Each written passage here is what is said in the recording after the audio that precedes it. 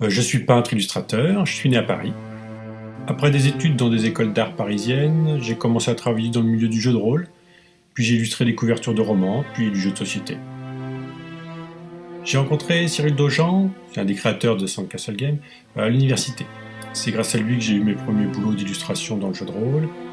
Il a travaillé en tant que directeur artistique dans toutes les maisons d'édition de jeux qui m'ont employé, dont Days of Wonder. C'est un puissant copain. J'ai proposé une ligne plutôt réaliste avec laquelle Sandcastle était ok. Au départ, je souhaitais être plus sombre et statuaire, mais rapidement, il s'est imposé le fait d'être plus dynamique et coloré. L'univers ludique exige souvent des visuels chatoyants, au contraste important pour la jouabilité et l'impact commercial.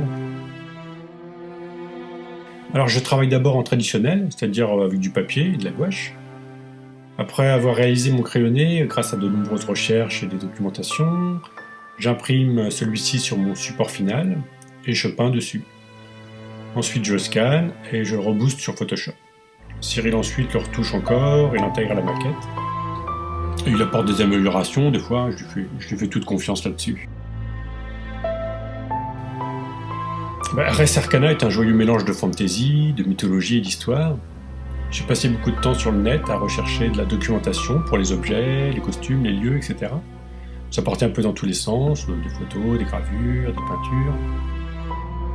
Stylistiquement, pour ce type de projet, j'aime le travail de nombreux illustrateurs comme Angus McBride, Paul Bonheur, Ian McKay. Je maîtrise la gouache. Aujourd'hui, il est trop tard pour moi de me mettre au numérique, je perdrais trop de temps. Alors pour compenser, si nécessaire, je retouche mes images sur Photoshop. Mon style s'est donc finalement retrouvé assez adapté pour des images plus vintage, peut-être comme pour Ticket to Ride. Il y a de très bons illustrateurs en numérique qui ont su développer un style personnel, mais je regrette une sorte peut-être d'uniformisation dans la production ludique, due à l'utilisation du numérique. Mais il est lié aussi à des raisons commerciales, je pense, d'optimisation. Moi, je suis pas toute la production de jeux pour connaître tous les styles. Alors j'aime bien l'image des catacombes, car elle reflète mon travail actuel. Un décor fantastique qui laisse l'imagination travailler. Sinon dans les personnages, j'aime bien l'image le dueliste, ouais, je trouve sympa.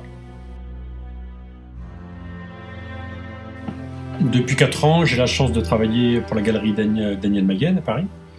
Et c'est une galerie spécialisée dans la BD, dans l'illustration, la peinture. Je réalise de grandes peintures de fantasy, néoclassiques. Dedans, je peux exprimer mon univers personnel. C'est rempli de cités fantastiques, il y a des ruines, des créatures, de la nature. Donc oui, c'est un choix de limiter mes apparitions dans le monde ludique. Je reste fidèle à Days of Wonder et aux copains de longue date, aussi parce que c'est fun, mais j'accepte plus d'autres jeux, à moins qu'ils ne s'intègrent dans mon univers personnel. Ce qui va être très sympa maintenant, justement, c'est de le partager avec le public, à travers des dédicaces, des salons, des rencontres, des expos. Ouais, c'est toujours un grand plaisir.